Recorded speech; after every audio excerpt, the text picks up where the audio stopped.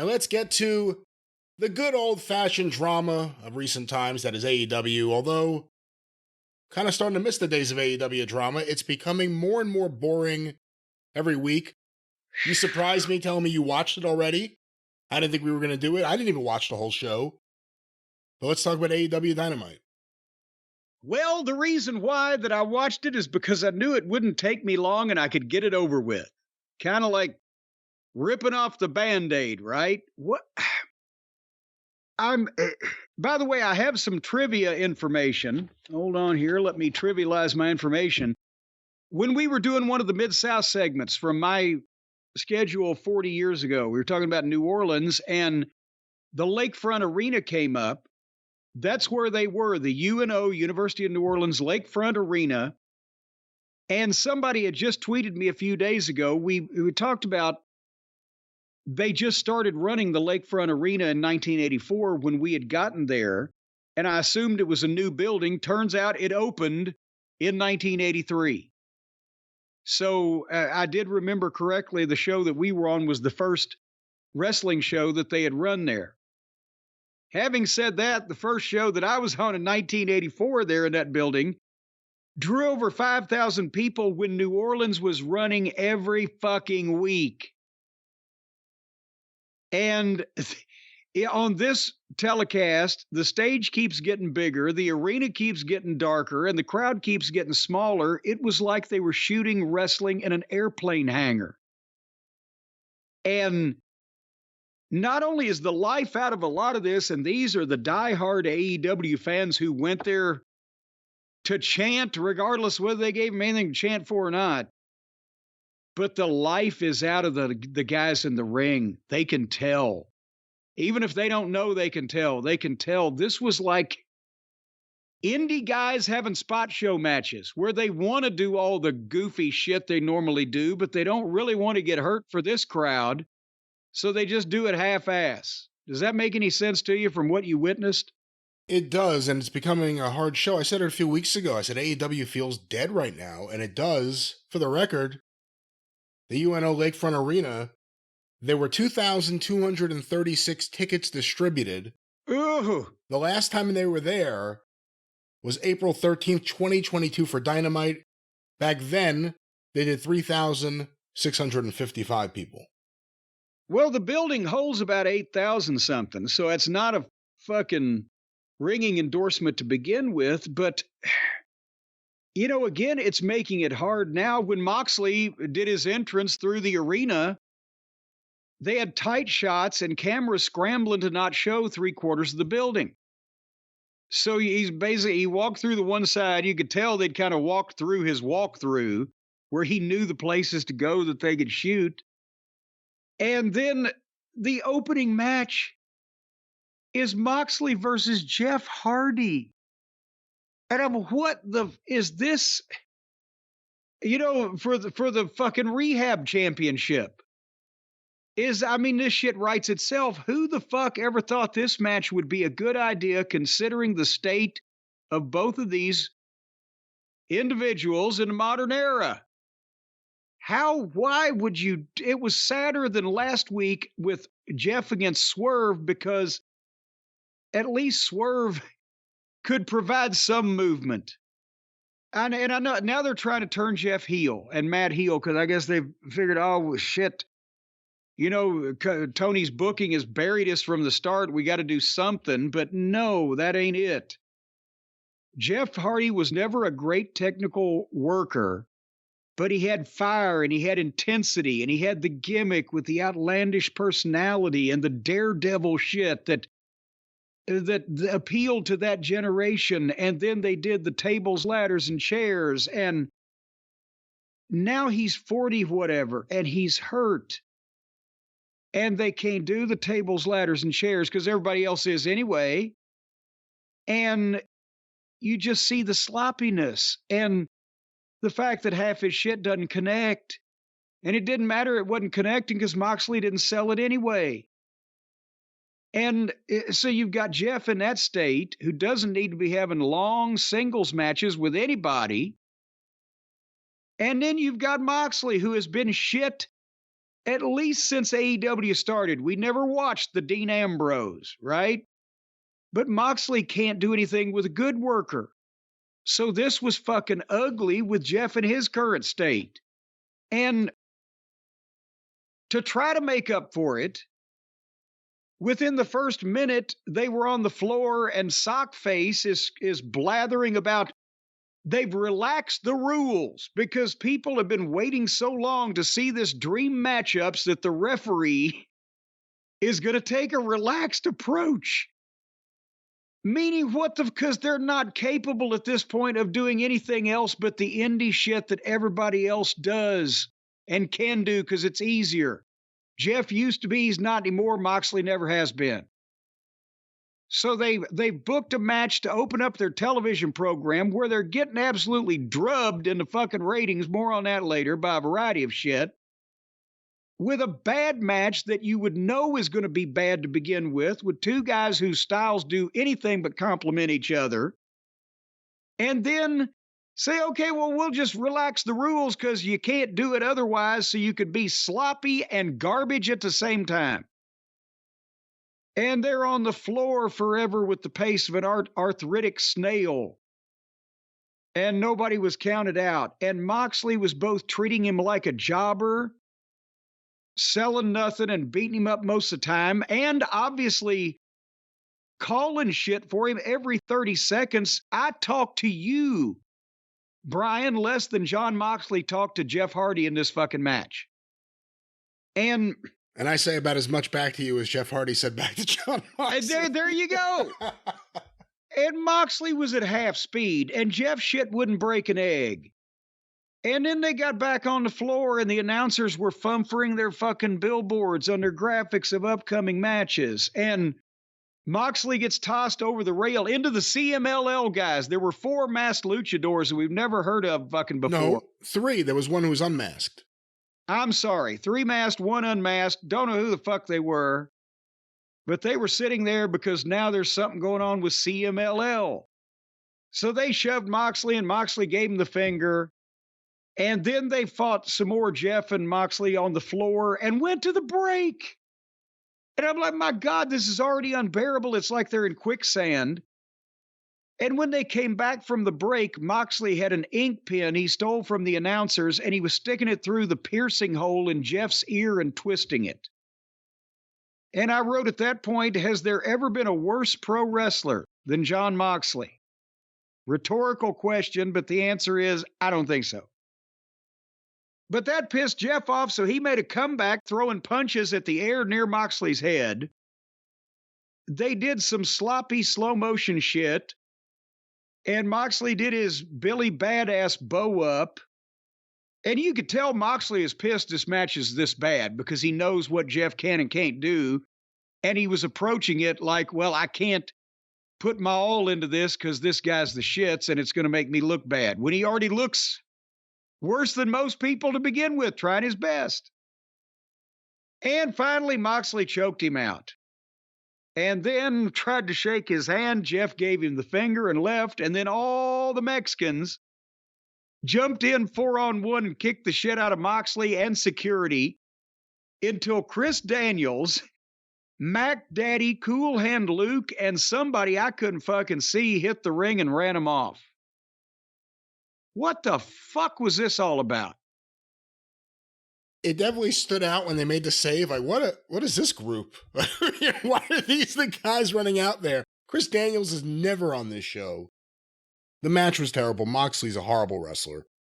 There are people who love him, and that because of that, they love his style. His matches are terrible. This match wasn't any better. And Jeff Hardy's shot, so why not let him go a while?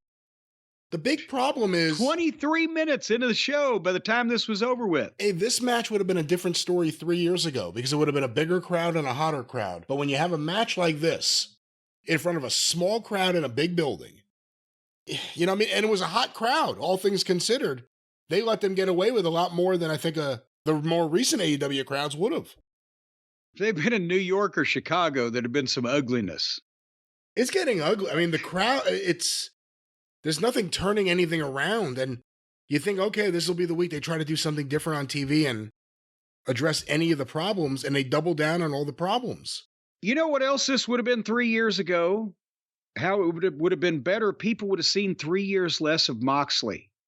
Can he ever do anything different than this garbage bullshit? No, the answer is he can't. He's not capable of it. When he tries, it looks like shit. But, oh my God. Well, that was Jon Moxley versus Hardy, and now this sets up the big feud with the guys from CMLL. It creates an interesting dynamic on the show because I believe CMLL won't allow any of their wrestlers on a show if AAA wrestlers are there, and there are a plethora of AAA wrestlers in AEW. Who are the AAA wrestlers? I think like Commander or some of the other guys. Oh, good Lord. I don't even know because I have gotten, I'm not a big fan of modern Lucha Libre. But now Andrade, he's gone, so he won't beat any of them up. That's true. All right, continuing on if we have to. Hangnail Page in a pick your poison match against the Samoan feller, Tia Leone. And this was Swerve picked Hangnail's match, and Hangnail picked Swerve's match later on. So, I mean, I don't care because I know what's going to happen. I don't like Page. I think he's boring as fuck. But in fast forward, it looked like the Samoan kicked the shit out of him. And then finally, he hit a stiff Samoan drop on Page, and Page just rolled him up 1, 2, 3. So probably one of the more painful, debilitating Samoan drops that's been given in a worked match led to the guy not selling any of it and just rolling the guy up 1, 2, 3. But again, long, and nonsensical because who gives a shit? Who gives it? We don't want Page to succeed. So we want Swerve to get the match, right? Because Swerve's the most popular heel in the company. So, and they're all cheering for him. Page is just getting in the way. So did anybody want to see this Samoan knock Page out of contention? Well, yes, but that's not the dynamic you're supposed to have when you put an evil heel henchman against a babyface wanting a title shot. Is it? This is the match I'm actually waiting to see in the ratings more than anything else because it's Adam Page, but it's also against an opponent who they gave it a lot of TV time, but Tia Leone, whatever his name is, it's not exactly someone who stands out on this show so far. Ooh. So, yeah, this didn't do it for me. All righty. Well, Matthew and Nicholas, the Jackson boys, Matthew and Nicholas, there's a pre-tape of them in the parking lot out back earlier today. They pull up in a stretch SUV, and the announcers even said, and I'm pretty sure this was a shoot, is that good use of company resources? And they fine one of the production assistants $500 for calling them Matt and Nick. And they're going to be on, I think, one more time later in the night, not in front of the people. And for this, Tony Khan is remunerating them 7 figures a year. And allowing them to do this stuff, which is what they want. There were 1,000 different ways you could have brought the Young Bucks back onto this show to try to get some value out of them. This is driving more people away. And it's not good. And it's really not good. And it just shows you how much of the bad shit in AEW that's come from that camp is just because this is their sensibilities. They think this is what wrestling should be. Goofy, fake characters. Whatever you want to say about the wrestling, the characters, everyone shouldn't feel like a fake person putting on an act. But now somehow Maddie and Nikki here, they have managed to go for a twofer. They look fake and phony as characters while still acting like the smarmy douchebags that they are in real life that doesn't make people want to see more of them as heels, but makes one of them see less of them as human beings. So they're both real and fake at the same time, whichever one is more detrimental to their company and their fucking presentation. I became more and more convinced watching this episode that considering especially all the tickets already sold, they should have just done Big Bill and Starks against Sting and Darby as the main event of that pay-per-view. That probably would have worked a whole lot better. But yes, and because this ain't gonna This ain't going to be it, Chief, as the kids say. But we got to get there first. Did you love what they did to Wardlow? Is this a rib on Wardlow now? You talking about the guy landing on his face? Well, no, I'm talking about booking Wardlow versus Commander. Wardlow is the one guy in the group with Cole is crippled, and he's in a wheelchair, and he was revealed to be the devil. So his minions are Taven and Bennett, who did comedy, and Roddy, who did comedy for weeks and months, and nobody gives a shit about them. But Wardlow's the one guy that has had some type of interest from the fans in the past. So they book him on TV against Commander, a guy that he can't have a match and beat without looking bad, because it's fucking preposterous.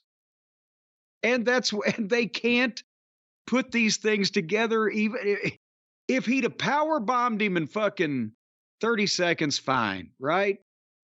But instead, they have Wardlow manhandle him, but they're in slow motion too. And then after Wardlow toys with him for 2 minutes or 3 minutes or whatever, they go to the floor and Commander starts getting offense. And a bunch of parkour bullshit later, Wardlow is bumping for this guy. So I knew they couldn't even. And obviously, finally, Wardlow's going to win, but not until, as you mentioned, Commander Idiot and his fucking 25th century Space Raiders did a flipping 720-degree some fucking thing or other off the top rope and landed with his knees across the side of Wardlow's face. He got a 2 count, and then Wardlow took back over and powerbombed him. And in the process, somehow tweaked his knee. Wardlow, that is. So instead of just powerbombing his fucking little putts in a minute, like he should have, or not having the match at all, like they should have, they go 4 or 5 minutes. Wardlow takes bumps for the guy, almost gets his head caved in, and Brutus Beefcake Jr. in the parasailing accident, and then somehow in the process of finally beating him, tweaks his own knee. And he looked worse by winning this match than he did if he hadn't had it to begin with. And then the heels jump in and start kicking the shit out of Commander. Does this sound familiar? And music plays, and here comes Pockets and Trent and Muffin Top Taylor and Rocky Raccoon. What's his name? Rocky Romero. I didn't. Rocky Romero. Was Taylor out there too? I know I saw Rocky Romero. Muffin Top came out, but only 3 of them got in the ring because Taven and Bennett and Roddy stayed in the ring. Wardlow, the one who could beat all 4 or 5 of these motherfuckers, he gets out to take care of Cole, so they didn't want to have 3 of the fucking Puddin' Gang, or 4 of the Puddin' Gang in the ring against 3 heels, so Muffin Top just disappeared. Either that or he fell in an open manhole on the way out. But it was, so then the Undisputed Kingdom, this big heel group led by the devil himself, baby, wearing a blue dress on, they got out of the ring and fucking gave up on the face-off with a group of fucking jobbers. And we were almost an hour into the program at that point. Help me. There is no help. Well, Jim, before we get to the big 9 o'clock hour, or the main event, or whatever the hell's going on this show, I'm sure some of the fans, the tens of tens in the building, and the hundreds of thousands at home, may have wanted to put some money on who they thought would win the big match tonight, here on the big show at the UNO Lakefront. No, actually, what they were looking for is they were looking for somebody they could pay to let them out early. Because I think that is AEW's next strategy. Let them all in free and charge them to get out. But if you'd like to bet on whether that happens or not, or literally anything else going on in the world of wrestling or the world of professional sports or things and such, whatever they take bets on, well, DraftKings Sportsbook, they can fix you right up. You know the Super Bowl is coming up. Brian, you've heard about this. It's been in the papers. It's going to be a big deal this year, yeah. Who's in it? The Kansas City Chiefs, led by Taylor Swift and Patrick Mahomes, against the San Francisco 49ers in the Joe Montana Bowl. Well, I'll tell you what, Taylor Swift, I believe, is going to kick the shit out of them people.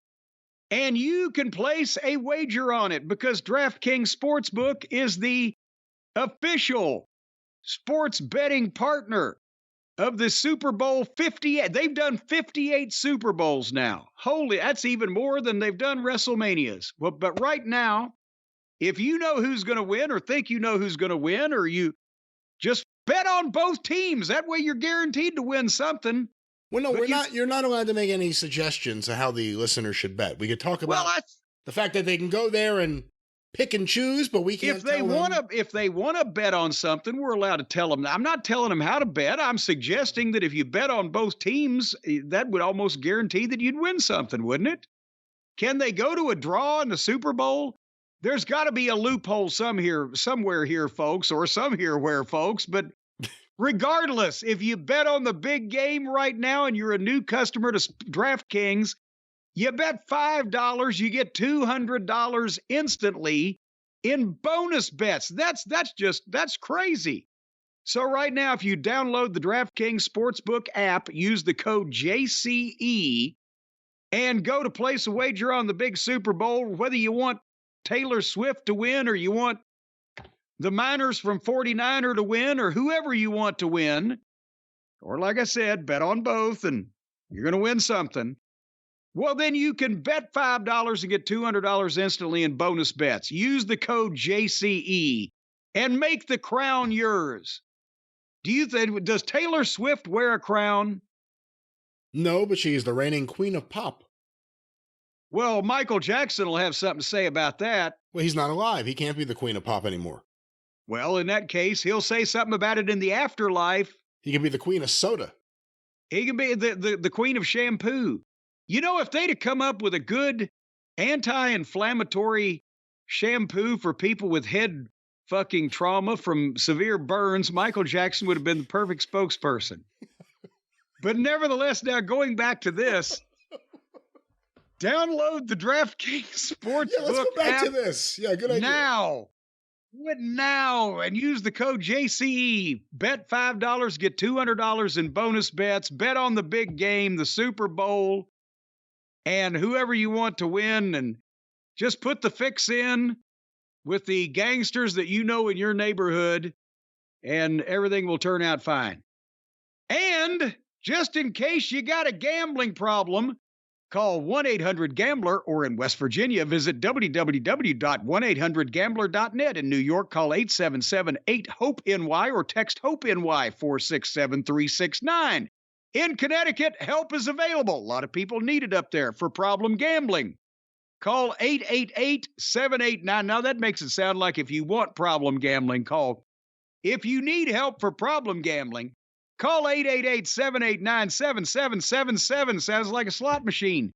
Or visit ccpg.org. I thought that was the former Soviet Union. Please play responsibly. On behalf of Boot Hill Casino and Resort in Kansas, we thank you.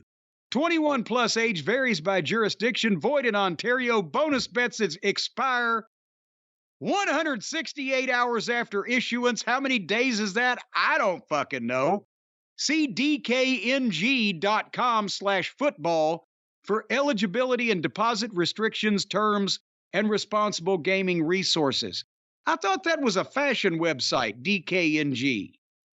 Make women's purses and apparel. No, that's DKNY. Oh, why not G? I don't know. No, that's it. Why not G? All right, G. Well, let's, we're talking about DraftKings once again. How can the listeners get their Jim Cornette assisted help from DraftKings? Cornette assisted help by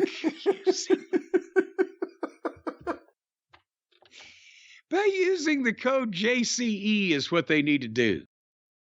That's right. That's right. With DraftKings, our friends, the official betting partner of the Jim Cornette experience, and even over here on the Drive-Thru. Before we get back to Dynamite, Jim, some breaking news. Oh boy. Happy to say that as we've been talking about, sorry, Kennedy, as we are approaching 400,000 subscribers on YouTube, Jim, We have just passed 500 million views. Holy jumping shitballs. 500 million views. Oh, I get, well, it's audio, so listens on Travis's YouTube. artwork views. Well, and then viewing the artwork there. Yes. And you know, actually, we do leech a lot of listeners off people just wanting to stare at his fine, fine artwork. 500. Thank you very much, everybody who has subscribed or participated in the official Jim Cornette YouTube channel. How does that rank amongst the greats and the near greats in the YouTube business? Are we doing pretty good? We're doing pretty good. I don't know how that ranks amongst others. But you know, at least in the wrestling sphere, I would imagine we're up there. We're the greatest of all time. Yeah. We can't compare with people that run fucking trains off goddamn trestles and shit. We could, but we would need a bigger budget. Well, we'd need a bigger train and a bigger trestle. Well, stay tuned. There's only more money and more trains and more trestles to come, but let's get back to the train that's stuck on the tracks, known as Dynamite. Train, take me on out of this. That's Blackfoot. There was more train on the trained animals were up next. Tony Schiavone did a sit-down with Darby and Sting and Starks and Bill with the rule that there was going to be no physicality whatsoever, so they could talk about their tag team match next week that has been made specifically so that apparently Starks and Bill can lose the belts to Darby and Sting so that they can have a tag team title match on the pay-per-view against Maddie and Nikki. So we wonder what'll happen. They're trying to promote this match. There is no logical story being told here about this match or why this rivalry is going on. And Starks and Darby were just screaming at each other. And this is Sting's retirement, and he gets the least focus of anybody. And Big Bill, in this particular instance, was the best spoken person in the promo. And there's no reason for them to be mad. It doesn't make sense why that the Jackson boys are trying to get rid of the cancer in the locker room that is the previous generation, except in their own words for Sting, who's great, the model employee, but it's what he stands for, meaning it's all the other people we already ran off and can't draw any money with now. What the fuck is going on? Unskinny Bop. Really? Yes. What the hell is going on? I didn't think you were into Poison. I was a little surprised by the quote there. Well, it naturally flowed. What is going on with this? None of this makes any sense, and they're trying to sell matches based on they don't even understand why they've been made. Is that the impression you're getting? Yeah, nothing on this show is coherent or makes any sense or is put together well or is explained well. The commentators are terrible. The way things are laid out is terrible. The booking that goes behind things is terrible. The layout of the show doesn't work. And they're driving people away. So they're getting everything. They're doing everything they wanted. They're just not getting the results they wanted because they're doing all the things they wanted. But no, this promo, it was awkward. It was weird. There's like a dynamic you don't understand that's not really explained. It's hard to see Ricky Starks and not just say there's a guy that wishes he was not there. Yeah. Because he knows. He knows he's being wasted there. Big Bill, too. Big Bill finally shows personality. Finally shows he could really talk. Or he could talk. I don't know about really talk. But he could talk. And, you know, they're probably both miserable there, wanting to go to WWE like everyone else who cares about their craft. Well, speaking of caring about their craft, the 9 o'clock hour came, and here came Chris Jericho. And we have not seen him in front of, he's been on his cruise. We haven't seen him in front of a live crowd since the pay-per-view debacle about a month ago. He's been thanking Vince all week. And exactly, Vince McMahon, two things. The crowd in this building was so small, it's the people that really want to like everybody in AEW, and Vince McMahon has taken the heat off of everybody. Charles Manson doesn't look like such a bad guy after all to anybody after the events of this last week. So Jericho was fine. And he had a long match with old Kyle Felcher. and finally beat him with a Judas elbow off the top rope. 1, 2, 3. Did you see the superplex spot? No, I just had to. There had been an hour of this show, and there was an hour left to go, and I knew what was going to happen, and I didn't care, and I fast forwarded through it. What happened? Well, because Jericho looks so bad, and he's kind of getting out of shape again. Kyle Fletcher was going to superplex him off the top rope, and after he got him up, how do I even explain it? Jericho, I guess, lost his balance or thought he wasn't safe, whatever it was. So he turned, and I came down. Like, he just came down like head first near the rope, and then Kyle Fletcher came down really awkwardly. Oh, Jesus. It was worth seeing. It was the highlight of the match. Well, I wish I hadn't deleted the show already, but I couldn't wait. And Jericho did get booed a bit. Even with this small crowd and being mostly enthusiasts for AEW, he was getting booed too. Well, I heard that I listened to when they cut the music down, and there wasn't anything drastic, and then I saw Felcher coming out. I said, I just can't. So that was what that was. With Don Callis, who, give me a break. Powerhouse Hobbs and Takeshita would both be better off if they weren't tied in with this shit. Well, therein lies, the problem is Hobbs is just an afterthought again, and We Never Take came out and made mean faces on the ramp afterwards. But, so he could work with Jericho next week. Yeah, so he... Not against someone young and good, but against someone who just does not have it anymore. Well, speaking of not having it anymore, do you remember when the Acclaimed were massively popular? They were super over. They were chosen by the fans. They weren't someone pushed and the fans just went along with it. The fans decided to turn them and cheer for them.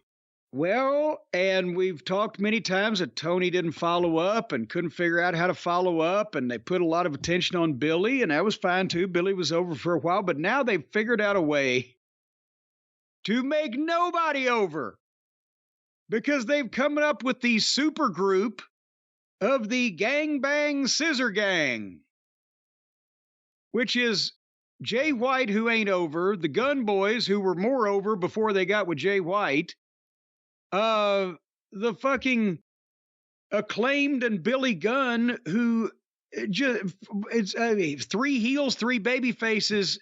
There's no explanation from Jay White and the Guns on why they've gone from, again, being a top heel group with their leader challenging for the world title to now just coming out doing random in-ring promos with the Acclaimed and Billy Gunn, where they bring out cardboard cutouts of Jay White, throw it out, then bring juices in. Tony Schiavone at the desk says, AEW is fun, isn't it? And then they did their catchphrases, they scissored the finger bangers, and they played music and left. And it didn't, there's no sense to why this happened. What the fuck was this about? They didn't talk about any opponents, any match, they just came out, did their fucking catchphrases, stuck their fingers in the middle of the ring to each other, and then carried their fucking cardboard stand-ups on off into the distance. You want to see a bunch of these guys now, Brian? I don't want to see any of them. I was sick of the Acclaim before. The biggest thing I liked about Bullet Club Gold was Juice Robinson, and he's gone. He's gone. And this is now like a couple weeks in a row. We talk about trends in production, different things you've seen in Raw and SmackDown since Kevin Dunn left. Here, this is another weird promo segment for the live room that's booked where, like, nothing is really said. Like, it goes nowhere. Remember Sting and Darby last week? Yes. Where Sting announced that he's all in for continuing as a tag team until his retirement. I don't even know what he was saying. Here's another one. It's like, go out there, you got promo time. But what did they say? Like, where did this lead? Where did this go? What happens next? And why would anyone care? The best thing they could do is get Juice back and separate him from all this. Yes.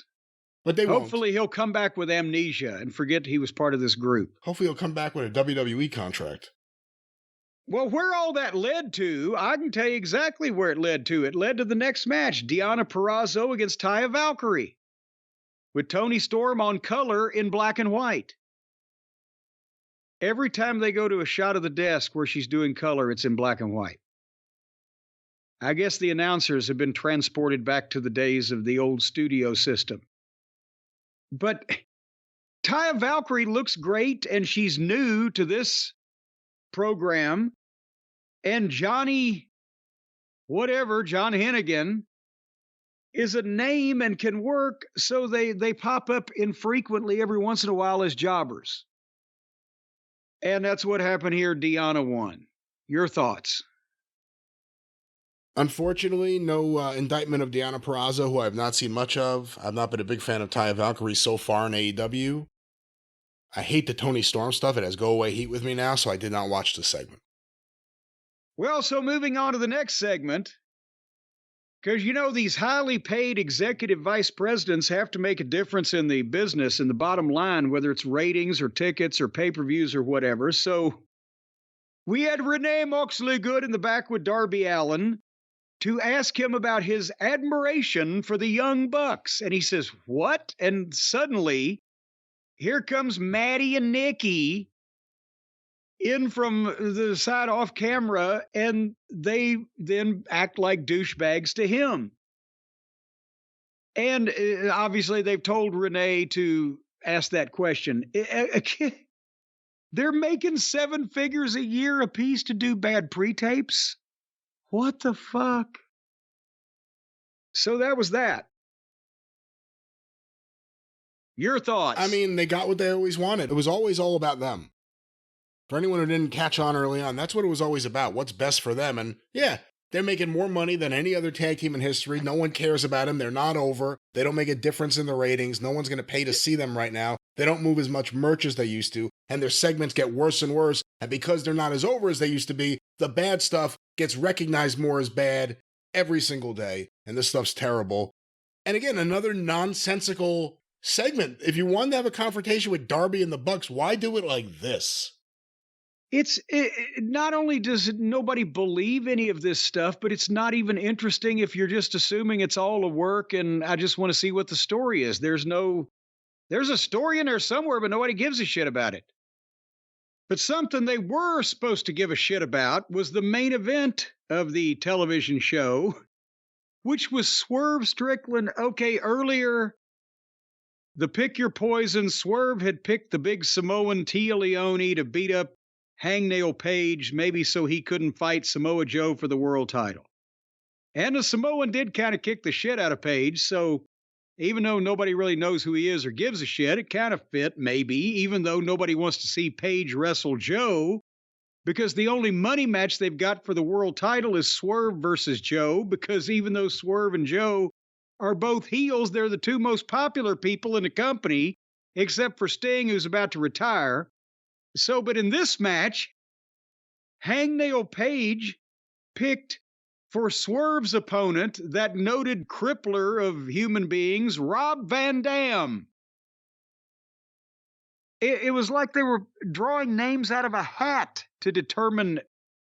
I'm not saying anything bad about Rob Van Dam, but he doesn't, because now they like him. So the fans like Swerve. They want to see Swerve against Joe. But the fans like Rob Van Dam, so they want to cheer RVD. Yeah, see, that's the issue right there. The fan dynamic, because Swerve's a babyface despite whatever they say, and Rob Van Dam's going to be a returning babyface. So, how does it... And then Page comes on the screen and says he not only picked his opponent, but also the rules of the match. It's a hardcore match. As opposed to the first match of the night where they relaxed the rules because it was a dream match and all the other goddamn matches. Relax. So, we're going to relax the rules for this match. Yeah. They're fucking more relaxed and yeah. So the unpopular babyface picks a babyface legend to fight the popular heel in a garbage indie match. And they did the whole match on the floor, with chairs and tables and the same shit as always. And then finally, Rob Van Dam's on the top rope and Brian Cage comes out and pushes him off. And Hook comes out with a chair and wears Brian Cage out with it all in front of the referee because it's no DQ, lazy booking. And then they fought off while Rob Van Dam was watching all this. And then Swerve spins him around to do something and they start their match over again. That wasn't even the finish. They just start having a match again at a glacial pace. And they go back to the floor and get confused as to what they were trying to do. And Swerve keeps trying to maneuver RVD into a chair that he's set at ringside so that he could do the double stomp off on him. But RVD went the wrong way, had to put him back over. And then my DVR froze because it was 10 o'clock. What the fuck was going on here for the rest of it? Did you see it? They finally did the stomp to him, and it looked pretty rough. You kind of thought Rob Van Dam may have been rocked for a second, but it was a weird match because the fans were happy to see both guys. Both guys kicking the crap out of each other. You know, it was all right. I mean, I can't say Rob Van Dam wrestled exactly how I thought he would. It's Rob Van Dam. It was just, yeah. I don't know what they're doing over. I really don't know what they're doing over there. Here's another thing. I assume these tickets have been on sale for more than a month. So the people, what few of them did that bought tickets, they would have expected to see MJF, not there. They would expect Edge, not there. Christian Cage, not there. Sting didn't come out in front of the people. Neither did Darby or the Buckaroos. And some of them are even in the building sometimes, but the people don't get to see them. What are they putting them out there on fucking Rampage? Danielson, what happened to him?